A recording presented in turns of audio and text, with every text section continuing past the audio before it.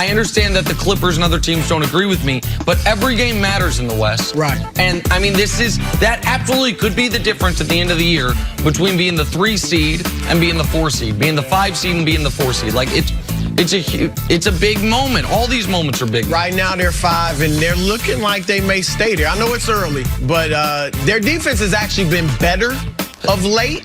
But it's still not. Russ got to the basket, which he needs to do more to get what he thought was the game winner. He started saying game over at the end of that. They need Russ to play better, flatly. 21% from 3. That ain't great. The Patriots are talking about in just a second, but first, Pistons and Pellies from last night. Brendan Ingram not concerned with Andre Drummond as he throws this down. Boom. Shout out to Brandon Ingram now. Dealt with the scary blood clots this summer and has played really well. I was going to ask you how well you think he's playing, because the numbers are great. They're obviously not winning, though. Final seconds, this one. Derrick Rose puts Drew Holiday in the spin cycle. That's the guy I'm very happy for. He's actually put up nice numbers the last few years. They don't lead to victories, but in this case... You remember after he got cut by Cleveland? He was in the gym, working out like a high school gym, just trying to get another shot. People thought he was hanging on just to keep his Adidas money. And now he's a legitimate NBA player again. It's no great. question. Magic and Bucks, Aaron Gordon reaching back, does that to Brooke Lopez. Oh, and then blows the kiss. And blows the kiss. Is he blowing the kiss at the camera or at Brooke Lopez? We had conflicting reports on this. Wait. He is. I think the camera. Because he knows if he had looked at Brooke and done it, I don't know, man. Well, that's I feel like you can get a T for taunting. Yeah, but who cares? I know, no, I would do it. I mean, who cares? I think that's a terrible rule. Let them Look at the enjoy two of you guys. I would have done it. I would have done it Chris too. Broussard probably when I used to dunk on people like that, I was blowing kisses left and right. Chris was a college basketball player. Off-brand, I know that. But you're saying he was too I only had one dunk like that. Thunder and Jazz, Chris Paul Not a digging nice into the guy bag of tricks. No? CP3? Why is no. CP3's scrappy. The Patriots would love it. They're playing. They're actually in the playoff hunt right now. Absolutely. This holiday, we're talking about the Lakers, who seem to be making history on a nightly basis. The latest coming Sunday, when Anthony Davis and LeBron James became the first Lakers teammates to combine for 70-plus points in consecutive games since Kobe and Shaq did it back in 2003. But LeBron shunned talk of the big picture greatness, saying, "I live too much in the moment." Broussard, will the 21-3 Lakers be an historically great team? Well, first of all, that's just a great start. I love LeBron's answer. That's exactly what you should say. Don't get too far ahead of yourself. Stay in the moment. One, because it's the politically right thing to say, and it's the right example for your team. But also, that's what they need to do. Don't get ahead of yourself. Look, obviously, they got to win the championship. I think they need to win about 66 games or more. They'll probably do that barring some type of major load management in the second half of the season. But I want to see more. And I picked the Lakers to win it all in the preseason. Obviously, you got to feel good about that pick. But I still want to see more. Number one, we've seen this before. The Bucks, heck, they're 21-3 too. Okay, the Boston Celtics a few years ago, Kyrie Irving's first year there, they started 22-4. We know Golden State over the course of a whole season went 73-9. Did they start 24-0 that year? Yes, under Luke Walton. Yep.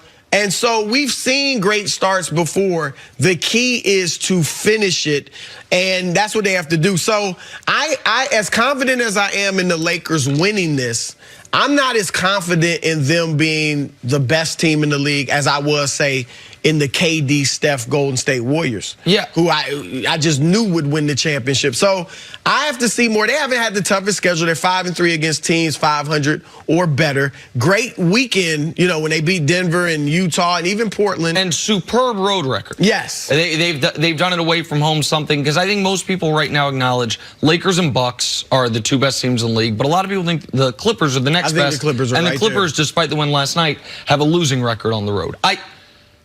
I have no interest, and neither should LeBron nor Anthony Davis, about some historically great team. Who are the historically great teams? There is no defined list. We all agree the 72-win Bulls are the best. I think most people agree the best team ever because they won 70 and won the title. The Warriors won 73 games and had the first ever unanimous MVP. And that guy right there snatched it from them. So now nobody considers them a historically great team. Because of the start they've gotten out to, they are in such a great position to achieve what should be their only regular season goal, the 1 seed in the West. I don't think they should chase. I think Milwaukee might win 68 games. I really do. I think Milwaukee, you said, is also 21-3. They've had a tougher schedule than the Lakers comparatively. And Giannis is trying to win a bunch of MVPs. Giannis is building his resume as we speak. The Lakers could go 39-19 the rest of the way, which is good, but not great. Win 60 games. That's going to be enough for 60 wins will be enough for the 1 seed in the West this year. Everyone else has at least 7 losses already. Where the Lakers are going to be able to do their load management is the final few weeks of the year. So, like, I don't even understand the goal of what is historically great. Is it sweeping through the playoffs? I don't think that's possible anymore. And I don't think so. Let me ask you this. So I get, and we're on the same page with LeBron's answer. Yeah. At this point in time, in December, before Christmas, you shouldn't even be thinking in terms of being historically great. However, long term, the back of your mind, I do think, they should be maybe to each other, like LeBron and AD, saying, look, we want to be one of the greatest teams of all time. But then they have to me, that is a postseason accomplishment, not regular season. It's not about winning 74 games. Some of the regular season does. No, I agree with that. But I think if you win 57, you're probably not going to be in the argument for greatest team of all time or one of the great teams. But I think if they shouldn't shoot for 66. I think they'll get something like that just by playing. But I think for LeBron and his legacy, AD and his future, if they could become a historically great team, that would be tremendous. And I don't think the Miami teams with LeBron were a historically great team. The one that won 27 straight had the opportunity to be if they had gone on a massive, if they had swept through the playoffs or come close to it. The problem was the 27-game winning streak took so much out of them that they were gassed come the postseason. If you remember, that was the Ray Allen year. That was the year the Spurs took them 7. I just think... You're not worried about that this year? Am I the only one that's worried that they're so strong and they're putting 100% into every single game when AD's got a bit of a bum shoulder and but that's getting beat up a little, that a great start's not going to affect a great finish? No, because I think if they, with the whole rest of the West, the Rockets are playing good but not great. I think the Mavs are slightly overachieving. The Nuggets' best player, Nikola Jokic, still is not in shape. The Clippers are clearly going to load manage all year long, and I think they're going to struggle on the road all year long. I think the Lakers, with 10 games left in the season, are going to have the 1 seed in the West all but locked up. Now, they will not have the 1 seed overall, and I don't think they should chase Milwaukee on that. To your point, Jenna, I don't think